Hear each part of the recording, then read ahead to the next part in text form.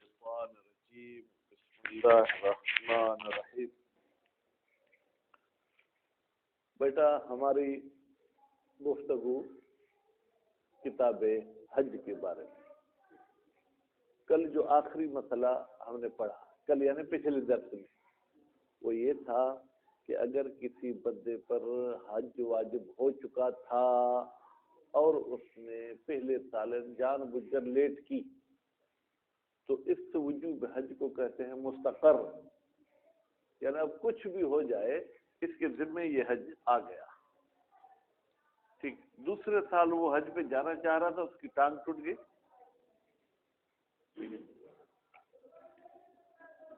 شکر گچو واسطے گل ٹانگ ٹوٹ گئی، اب وہ حج پہ نہیں جا سکتا، یا اس کی دشمنی ہو گئی. ٹھیک ہے، دشمنی کی وجہ سے وہ نہیں جا سکتا، یا اس قسم کی کوئی مجبوریاں ہو گئی تو اس بندے کے لیے واجب ہے کہ یہ کسی اور کو اپنا نائب بنائے اور حج پر بھیجے. ٹھیک، پھر عذر کے حوالے سے دو باتیں ہمارے سامنے آئیں. اس عذر سے ٹھیک ہونے کی اس کو امید ہے یا نا امید ہے؟ نا امیدی والی صورت میں تو قطعاً 100% نائب بھیجنا ہوگا. امید والی صورت میں آیا انتظار کرنا ہوگا ٹھیک ہونے کا یا بھیج دے. تو کہا کہ بظاہر مولا امیر کے فرمان سے تو لگتا ہے کہ یہ بھیج دے گا. ٹھیک ہے، پھر یہ تھا کہ اگر اس شخص کو استطاعت حاصل ہوئی اسی سال اس کو کوئی عذر ہو گیا، یعنی ابھی حج کی موسم ہی نہیں آئی، تو پھر اس میں بھی کیل و قال کے آباس گزر چکے. آج جو آپ پڑھیں گے وہ یہ ہے کہ اگر عورت حج پہ جانا چاہے تو کیا اس کے ساتھ محرم کا ہونا یا محرم کا ہونا ابھی آپ طے کریں، محرم نا محرم یا محرم نا محرم. ٹھیک ہے، ہونا ضروری ہے یا ہونا ضروری نہیں. اگرچہ سنا ہے میں نے کہ سعودی کے قانون میں تو یہ ہے کہ عورت اکیلی نہیں آ سکتی بلکہ وہ اپنے کسی محرم بندے کے ساتھ آئے. لیکن شہید اول فرماتے ہیں کہ بھائی ہماری نزدیک عورت پر اگر حج واجب ہو چکا ہے تو اس کے ساتھ کسی محرم کا جانا شرط نہیں ہے. جائے تو اچھی بات ہے، کیونکہ اکیلی عورت جائے تو پھر راستے میں بھی خطرات ہوتے ہیں، پھر خود وہاں بھی خطرات ہوتے ہیں. حتیٰ کہ حضرت علی علیہ السلام کے زمانے میں بھی حالت طواف میں کوئی بندہ کسی نامحرم عورت کو دیکھ رہا تھا، خانہ کعبہ کے ارد گرد طواف ہو رہا ہے. اس زمانے میں حکومت عمر صاحب کے پاس تھی، تو حضرت علی نے اس بندے کو روکا، ٹھیک ہے کہ نہیں دیکھو. پھر بھی وہ دیکھ رہا تھا تو حضرت علی نے اسے تھپڑ مارا. ٹھیک، لوگوں نے اس بندے کو کہا جاؤ خلیفے کے پاس، اسے جا کے حضرت علی کی شکایت کرو کہ مجھے انہوں نے تھپڑ ماری. یہ بھی گیا حضرت علی علیہ السلام کے پاس اور کہا کہ مجھے تھپڑ ماری گئی ہے. تو حضرت علی نے پوچھا کیوں ماری علی؟ تو حضرت علی نے کہا میں نے تھپڑ تو ماری ہے لیکن سبب اس سے خود سے پوچھے. اس نے کہا کہ میں ایسے کسی نامحرم عورت کی طرف دیکھ رہا تھا، انہوں نے مجھے منع کیا، اس کے باوجود میں باز نہیں آیا. تو خلیفہ عمر کے یہ بہت اچھے الفاظ ہیں، کہا کہ چپ کر کے یہاں سے چلے جاؤ. رأت کا عین اللہ و ضربت کا ید اللہ، تمہیں گناہ کرتے ہوئے اللہ کی آنکھ نے دیکھا، یعنی حضرت علی کی آنکھ گویا کہ اللہ کی آنکھ ہے، اور تمہیں اللہ کے ہاتھ نے تھپڑ مارا ہے. ٹھیک ہے، تو اس طریقے سے اگر عورت کو خطرہ ہے اپنے عزت لٹنے کا یہ وہ، اور وہ خطرہ بھی ایسا ہے کہ شک ہے یا اعتبار، پھر بھی اس کی پرواہ نہیں کرے گی. لیکن اگر عورت کو یقین ہے کہ میری عزت لٹ جائے گی تو ایسی صورت میں اس پر جانا واجب نہیں ہے. بس عورت کو جو ہے کیا ہے ظن سلامت ہونا چاہیے، سلامتی کا یقین ہونا ضروری نہیں، ظن ہونا چاہیے. یعنی 50% سے اوپر اس کے ذہن میں یہ ہونا چاہیے کہ اگر میں حج پہ گئی تو محفوظ رہوں، پھر جا سکتی ہے. لیکن اگر اسے 70% عزت لٹنے کی بات ہے، ٹھیک ہے، تو پھر تو ظن نہیں ہوا نا سلامتی کا، پھر تو وہم ہوا سلامتی کا، تو پھر یہ حج پر نہیں جا سکتی. ہو اس کے بعد پھر دوسرا مسئلہ یہ ہے کہ وہ بندہ جو مستطیع ہے، مشاہد صاحب، اللہ نے پیسے بھی دیے ہیں لیکن پیسے خرچ کرنے کا موڈ نہیں ہو رہا، شیطان اسے روک رہا ہے کہ پیسے کیوں خرچ کر رہے ہو، وہ کیا ہے، بھیک مانگتا ہوا حج پہ جاتا ہے. ایسے حج کر کے آئے تو یہ حج مجزی ہے، یا اپنے جیب کے پیسوں سے جائے تو وہ حج ہوگا، ورنہ دوبارہ حج کرنا ہوگا. کہتے نہیں، اگر جیب بھری ہوئی ہے، بھیک مانگتا ہوا جائے، جیسے بھی جائے وہ حج کر کے آئے گا تو وہ کافی ہے. ٹھیک ہے. لیکن اگر ایک ایسا بندہ ہے جناب وہ جو ہے تو غریب، حج اس پر واجب نہیں، پھر بھی ادھر ادھر سے ہو کے جاتا ہے، پھر اس کے حج کے بعد اس کو اتنی برکت ہوئی کہ اب مالا مال ہو گیا. اب دوبارہ جانا ہے یا نہیں، اس میں قول کیل وغیرہ ہے. ایک قول دوبارہ یہ ہے کہ اس کو دوبارہ جانا ہوگا. ٹھیک. آپ مستطیع ہیں لیکن آپ چاہتے ہیں کہ مشقت کے ساتھ حج کریں. کیوں؟ حدیث میں ملتا ہے افضل الاعمال احمدھا، سب سے افضل عمل وہی ہے جو زیادہ مشقت اور دقت والا ہو. ٹھیک ہے. تو پیدل جانا اس میں زیادہ مشقت ہے گدھے پہ جانے سے. پھر گدھے پہ جانا یہ زیادہ مشقت رکھتا ہے گھوڑے پہ جانے سے. پھر گھوڑے پہ جانا زیادہ مشقت رکھتا ہے مثلا کار کے جانے سے.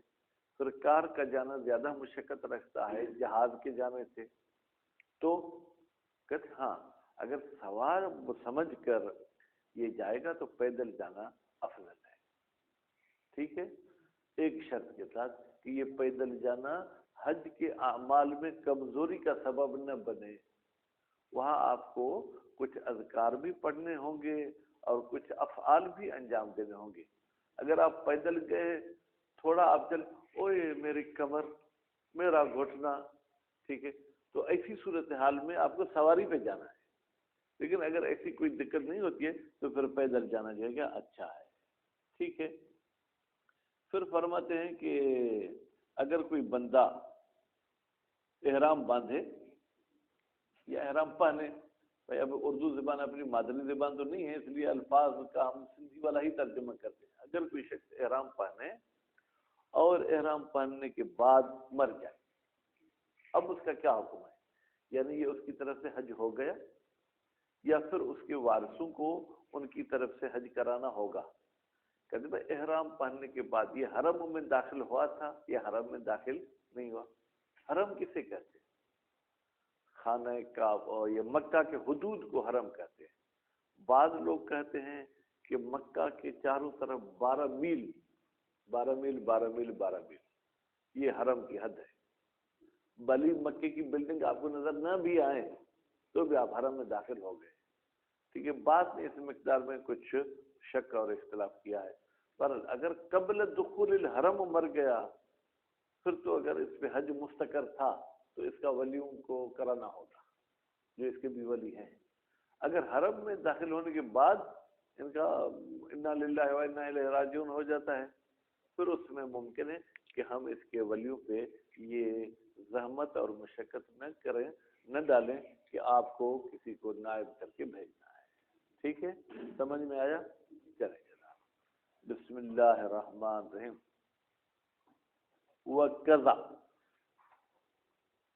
بھائی قضا کا مطلب کیا ہے؟ جیسے ہم نے کہا کہ جناب وہ اچھا اوپر سے پڑھنا ہے. ہاں پھر میں نیچے آ گیا. چلیں ٹھیک ہے بیٹا، یہ 3-4 لائنیں میں نے سمجھا تھا ہم کل پڑھے تھے. کل یہ ہم نے کہا تھا کہ جو شخص حج پہ جانا چاہتا ہے یا جس کو بذل ہو رہا ہے اس کو آنے جانے کا خرچہ بھی ہو اور اس مدت میں اس کے واجب نفقہ کا خرچہ بھی وہ اپنے بیوی بچوں کو دے کر جائے. اب کہتے ہیں لوٹنے کے بعد بھی پیسہ رکھ کے جائے کہ میں جب واپس آؤں گا تو 1 مہینے تک آرام کروں گا، اس کا بھی پیسہ ہو تو حج پہ جاؤں. کہتے نہیں، واپسی پر آنے کے بعد کے پیسے ہونا حج کے وجوب کے لیے شرط نہیں ہے. ولا یشترط فی الوجوب، حج کے واجب ہونے میں بیٹا شرط نہیں ہے. کس چیز کی؟ الاستطاعت زیادتن علی ما تقدم، کہ اس بندے کے پاس استطاعت ہو، مالی پوزیشن بہتر ہو، اضافی اس چیز سے جو گزر چکی. بیٹا گزر کیا چکی کہ آنے جانے کا خرچہ ہو اور اس دوران اس کے واجب نفقہ کا خرچہ ہو. ٹھیک ہے. ولا یشترط، تو ٹھیک ہے، الرجوع الى کفایت من صناعت او حرفت او بضاعت او زیعت ونحوها علی الاقوا. بھائی صناعت کیا ہے؟ ہنر. ٹھیک ہے، یعنی ضروری نہیں کہ اس کے پاس کوئی ایسا ہنر بھی ہو کہ وہ جو ہے جناب کیا کہے کہ پھر میں حج پہ جاؤں گا. نہیں، اور رجوع ہو، ٹھیک ہے، کہ یہ شخص رجوع کرے الی کفایت، کافی ہونا ہنر کا. ٹھیک ہے. حرفہ بیٹا دھندے کو بولتے ہیں. ٹھیک ہے، دھندے کا کافی ہونا. ٹھیک ہے. بضاع سرمایہ مال کا ہونا. زیعہ زراعتی زمین کا ہونا. ورنہ علی الاقوا، قول قوی کے مطابق. کیوں بھائی؟ عملاً بعموم النص، ہم عمل کرتے ہیں عموم نص. نص سے مراد ہر جگہ حدیث نہیں ہے بلکہ دلیل حج. قرآن مجید نے کیا فرمایا؟ للہ، بیٹا توجہ، الناس حج البیت من استطاع الیہ سبیلا. جس کو حج پر جانے کی جو ہے کیا ہے استطاعت ہو، اس پر حج واجب ہے. کیا یہ نص عام نہیں ہے کہ بھائی چاہے واپسی پہ خرچہ ہو یا نہ ہو پھر بھی حج کیا ہو جائے گا؟ واجب ہو جائے گا. وکیل یشترط، اور ایک قول کہتا ہے کہ نہیں بھائی لوٹنے کے بعد بھی خرچہ ہونا چاہیے، یہ شرط ہے استطاعت میں. وہ المشہور بین المتقدمین، اور یہی دوسری والی بات یہ مشہور ہے بزرگ علماء کے درمیان.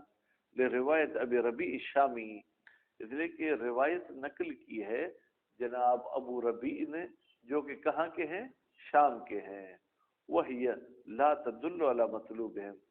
اب اگر شہید ثانی یہ روایت بھی یہاں لکھ دیتے تو ہمارے لیے آسانی ہو جاتی. اب ہم ان کی تقلید میں کہہ رہے ہیں کہ بھائی یہ روایت جو ہے علماء کے مطلب اور ان کے فتویٰ پر دلالت نہیں کرتی. وَإِنَّمَا تَدُلُّ، بتحقیق یہ روایت، تدلو میں بیٹا ہے کی ضمیر مستتر ہے جو روایت کی طرف جاری ہے. ہاں یہ روایت دلالت کرتی ہے علی اعتبار المعونت، کہ معتبر ہے خرچے کا ہونا. کتنا خرچہ بیٹا؟ ذاہباً جانے کا، عائداً لوٹنے کا. ٹھیک ہے.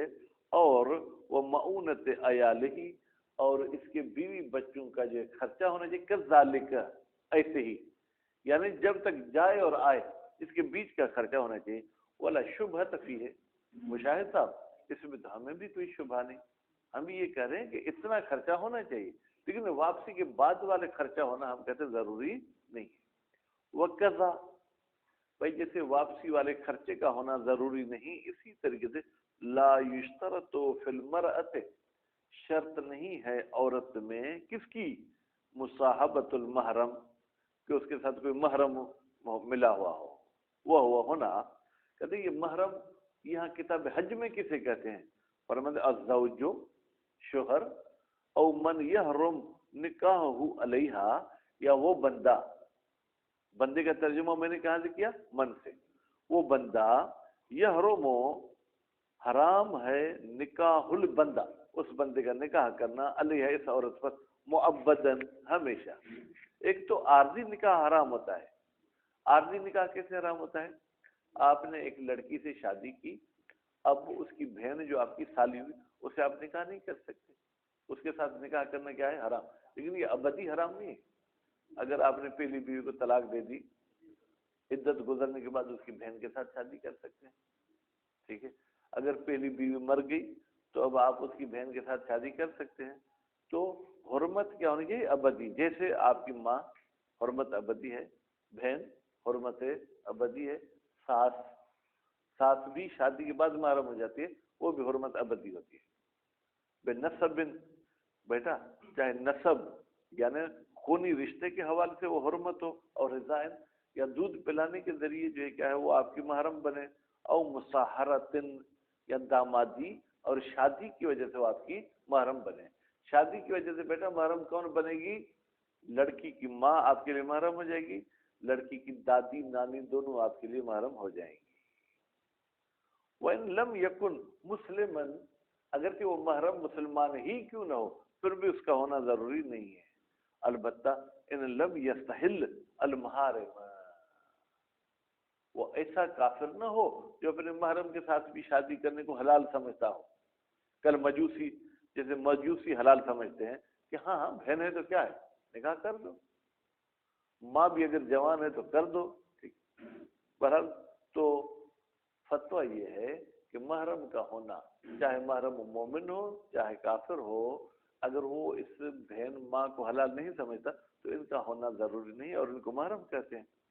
وہ یکفی ظن سلامت، اچھا عورت جو حج پہ اکیلی جائے گی تو اسے خطرات تو ہوں گے، کہتے اگر اس کو اپنے سلامتی کا ظن قوی گمان ہے تو جا سکتی ہے، بل پھر کہتے ہیں ظن نہ بھی ہو، عدم الخوف علی البضع، اس عورت کو ڈر نہ ہو، بضع، بیٹا بضع کے دو تین ترجمے ہو سکتے ہیں، یہاں پر یہ کہ عصمت دری کا خوف نہ ہو، یہ ترجمہ کریں، یعنی اس کی غیرت خراب ہونے کا خوف نہ ہو تو جا سکتی ہے، اول ارض، یا اس کی عزت کے بربادی کا خطرہ نہ ہو۔ بیٹا بضع جو ہے اب وہ کہنا پڑے یعنی جماع کا خطرہ نہ ہو کہ مجھ سے کوئی جماع ہوگی، ارض کا مطلب یہ کہ کوئی مجھے چھوئے گا بھی نہیں، کوئی مجھے بوسہ بھی نہیں دے گا، ٹھیک، اس قسم کا بھی خطرہ خوف نہ ہو۔ بے ترک ہی، اگر محرم کو ترک کرے گی تو یہ خطرات ہیں تو ترک نہیں کرے گی، محرم کو ساتھ لے جائے گی، اگر محرم کے ترک کرنے سے خوف نہیں ہو رہا تو چلی جائے۔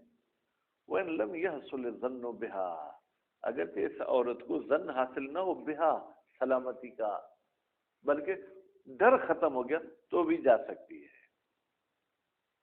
عملاً بظاہر نص، ہم عمل کرتے ہیں نص کے ظاہر پر، ظاہر نص کیا ہے؟ نص کہتی ہے کہ اگر عورت پر حج واجب ہو گیا تو عورت کو حج پہ جانا ہوگا، ٹھیک ہے، اس میں یہ نہیں لکھا کہ محرم لے جائے گی یا محرم نہیں لے جائے گی۔ وفاقا للمصنف درست، اور یہ بات مصنف صاحب نے کتاب دروس میں کی ہے، اس کے بھی موافق ہے، وہ الحاجت الی المحرم، لیکن اگر عورت کو ضرورت ہے کہ کسی بندے کو، بھائی کو، بھتیجے کو، بھانجے کو لے جائے، ٹھیک، یشترط تو فی الوجوب، تو شرط ہے عورت پر حج کے واجب ہونے میں، علیہا کی ضمیر عورت کی طرف جائے گی، عورت پر حج کے واجب ہونے میں شرط ہے سفر المحرم مع العورت، کو محرم بندہ اس عورت کے ساتھ کیا کرے بیٹا سکندر؟ سفر کرے ہو۔ اچھا یہ گئی اپنے بھائی کے پاس، بھائی صاحب حج پہ میرے ساتھ چلو، کیا اس کے لیے قبول کرنا ضروری ہے؟ نہیں بھائی، اسلام نے کوئی کسی کو مجبور نہیں کیا ہے، ٹھیک ہے۔ ولا یجب علی المحرم اجابتھا، اجابتھا یعنی اس عورت کی بات کو ماننا واجب نہیں ہے، الیہ تبرعا، وہ کہے کہ الیہ یعنی حج کی طرف میں تمہاری بات مانا ہوں تبرعا، مفت میں، مجھے کوئی مزدوری وغیرہ نہیں دینا، ولا باجرت، اچھا مزدوری اگر عورت دے تو ماننا واجب ہے، کہتے ہیں مزدوری کے ساتھ مزدوری کرنا واجب تو نہیں ہے نا، میری مرضی ہے کروں یا نہ کروں۔ وَلَهُ طَلَبُهَا، اچھا اسلام نے اس مرد کو اجرت طلب کرنے کی اجازت دی ہے، کہتے ہیں ہاں، لیکن بہن بھائی بہن کا رشتہ تو بہت ہی عجیب ہے، لیکن میں بغیر پیسے کے کسی کا کام نہیں کرتا ہوں، پیسے دو تو میں ساتھ چلتا ہوں، تو یہ اس مرد کو محرم کو حق ہے۔ فَتَكُونُ الْأُجْرَةُ جُزْءًا مِنْ اسْتِطَاعَتِهَا، تو پھر بیٹا حج پہ آنے جانے کا ایک بندے کا خرچہ ہے 2 لاکھ، اگر محرم بھی اجرت مانگتا ہے، اجرت بھی کتنی 2 لاکھ میں اجرت لوں گا، باقی خرچہ بھی تم خود کرنا، تو گویا کہ عورت کے پاس 2 لاکھ اپنے ہوں، 2 لاکھ بھائی کے ہوں، پھر بھائی کے خرچے بھی اس میں کرے، تو پھر اس پر حج واجب ہوگا۔ صرف 2 لاکھ اگر عورت کے پاس آ جائیں تو حج اس پر واجب نہیں ہوگا۔ فتکونو، تکونو کی بیٹا ضمیر کہاں جائے گی؟ اجرت کی طرف۔ فتکون الاجرت جزءا من استطاعت المرأة، عورت کی استطاعت کا حصہ ہو جائے گا۔ ولا ادعى الزوج الخوف علیہا، خوف کو میں نے مشاہد صاحب منصوب پڑھا، ترجمہ بھی کرتا ہوں پھر آپ سے سبب پوچھوں گا۔ اگر شوہر دعویٰ کرتا ہے کہ مجھے ڈر لگ رہا ہے عورت کی عزت پر، ٹھیک ہے، اب میں نے خوف منصوب کیوں پڑھا؟ احسنتم، ڈرنے گھبرانے کی بات نہیں، مفعول بہی ہے کس کا؟ ادعا کا۔ او عدم امانت، یا شوہر کہہ رہا ہے کہ وہ لوگ تو اس کو کچھ نہیں کریں گے لیکن میں اس کو امین نہیں مانتا، یہ خود کو خراب کرے گی بدبخت، ٹھیک ہے، تو پھر کیا کریں گے؟ وہ انکرت ہو، اور عورت کیا کرتی ہے؟ انکار کرتی ہے شوہر کی باتیں، نہیں میں اتنی غیرت مند ہوں، کوئی میری طرف میلی آنکھ کے ساتھ دیکھے گا اس کی آنکھ نکال لوں گی، تو پھر امل بشاہد الحال، نہ بیوی کی بات مانیں گے نہ شوہر کی۔ وہاں پر ہم عام حالات کو دیکھیں گے کہ حج پر جو عورتیں پچھلے سال گئی تھیں جا کے ان سے پوچھیں گے آپ کے ساتھ کوئی کسی نے چھیڑ چھاڑ کی نہیں کی، ٹھیک ہے، ما انتفاع البینہ، جبکہ شاہد نہ شوہر کے پاس ہے نہ بیوی کے پاس ہے۔ شوہر کو کہیں کہ بھائی آپ کوئی گواہ لے آئیں کہ حج پہ عصمت خراب ہوتی ہے، کہتے میرے پاس گواہ نہیں۔ عورت کو کہیں کہ تم گواہ لے آؤ کہ وہ عزت خراب نہیں ہوتی، وہ کہتے میرے پاس بھی گواہ نہیں ہے، تو پھر جو حالات ہوں گے ان کی نظر سے فیصلہ کرنا ہوگا۔ فقد ہاں، ٹھیک ہے، ہاں چلے، اگر فقد ہما کہتے ہیں تو پھر ایک شاہد حال اور دوسرا یہ کیا ہے وہ بینہ۔ جب شاہد حال کا بھی پتہ نہ ہو، حالت کبھی بھی بگڑ سکتے ہیں، بینہ بھی نہ ہو، یقدم قولھا، پھر عورت کی بات کو مقدم کیا جائے گا شوہر کی بات پر۔ وہ فی الیمین نظر، آیا ہم یہ عورت کو قسم کا کہیں گے کہ قسم کھاؤ؟ کہتے نہیں، قسم دینے میں ہمیں اعتراض ہے۔ من انہا لو اعترفت نفعہ، ٹھیک ہے، اس لحاظ سے کہ انہا بتحقیق یہ عورت لو اعترفت، اگر اعتراف کرے کس کا کہ ہاں عزت تو خراب ہو سکتی ہے، پھر تو نفع ہو، پھر تو شوہر کا فائدہ ہو جائے گا، ٹھیک ہے، بس ہم کہیں گے اس کی بات کو مانیں گے۔ وقرب فی الدروس عدم الیمین، اور مصنف صاحب نے کتاب دروس میں بھی قریب شمار کیا ہے مشاہد کس کو کہ قسم اٹھانے کی ضرورت نہیں ہے۔ واللہ حینئذ منعھا باطنا، اچھا بھائی اگر شوہر اجازت دیتا ہے اور عورت کے ساتھ بھی وہاں کوئی برائی ہوتی ہے تو پھر شوہر کو بھی قیامت میں سزا ملے گی کہ اگر تم اجازت نہیں دیتے تو یہ برائی نہیں کرتی، اجازت دے کے گویا کہ تم بھی اس کی برائی میں مددگار ہو، لہذا تمہیں بھی سزا ملے گی۔ کہتے نہیں، اسلام کہتے یہ اندر میں ناراض ہو تو قیامت میں کہ یا اللہ میں اندر سے تو ناراض تھا، فتویٰ کی وجہ سے میری بات نہیں چلی، تو ایسے کر سکتا ہے؟ کہتے ہاں، واللہ شوہر کو حق ہے ہین اذن، قسم نہ ہونے والی صورت میں، منعھا باطنا، کہ عورت کو باطن ہی باطن میں منع کرے، لأن شوہر محق عند نفسہ، اس لیے کہ یہ شوہر اپنے گمان یا اپنے یقین کے مطابق تو حق پر ہے۔ والحکم مبنی علی ظاہر، جبکہ یہ جو حکم ہم نے لگایا کہ عورت کی بات کو ترجیح دی جائے گی، یہ ظاہر پر مبنی ہے، حقیقت کا تو ہمیں پتہ ہی نہیں کہ حقیقت میں وہاں کیا ہوتا ہے کیا نہیں ہوتا۔ والمستطیع، بیٹا یہاں پتہ نہیں کب میں نے احکام حج شروع کیا، تو آپ بھی لکھنا چاہیں تو لکھ دیں، احکام حج یہاں سے شروع ہو رہے ہیں۔ والمستطیع، وہ شخص جو صاحب استطاعت ہے، یجزی ہے، اس بندے کے لیے کافی ہے کیا؟ الحج متسکئن، کہ وہ حج کرے تکلیف کے ساتھ، بھیک مانگتا ہوا جائے، یا بھائی 3 ٹائم پہ کھانا کھاتے ہیں ہم لوگ، وہ ایک ٹائم پہ کھانا کھائے باقی ایسے ہی گزارا کرے، اے متکلفن لہو، یعنی وہ تکلیف کے ساتھ انجام دے حج کو، بغیر زاد ولا راحلت، نہ اپنے ساتھ بیٹا کوئی سامان اٹھایا نہ ہی کوئی سواری لی، بے وجود شرط الوجوب، بھائی کیوں اس کا حج کافی ہے؟ اس لیے کہ حج کے واجب ہونے والی شرط یہاں پر جو ہے وہ موجود ہے، وہ الاستطاعت، وہ شرط کیا تھی نعیم صاحب؟ استطاعت تھی۔ بخلاف ما، بخلاف اس حج کے، لو تکلفہ، اگر تکلیف کے ساتھ حج انجام دے، غیر المستطیع، بھائی جس پر حج واجب ہی نہیں ہوا تھا وہ تکلیف کے ساتھ حج کر کے آئے گا، تو پھر جب اس کا انعامی بانڈ کھلے گا تو پھر اس کو کہیں گے کہ تم حج پر جاؤ۔ والحج مشین، افضل من الحج رکوبا، منہ کی ضمیر کہاں جائے گی بیٹا؟ حج کی طرف.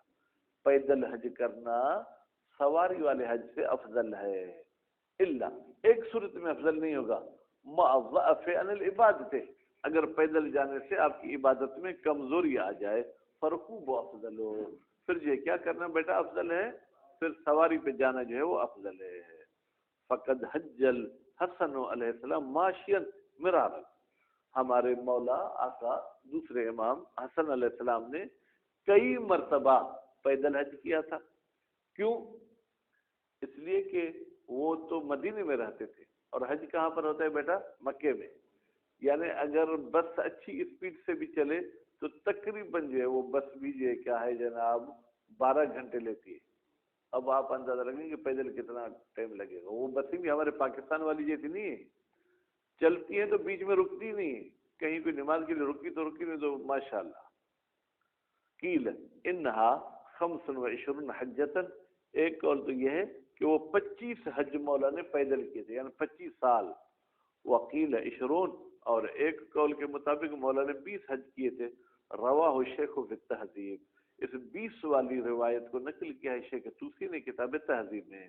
ولم یذکر فی الدروس غیرہ، اور مصنف صاحب نے بھی دروس میں نقل نہیں کیا، ذکر نہیں کیا غیر العشرین، 20 والے قول کے علاوہ کسی دوسرے قول کو.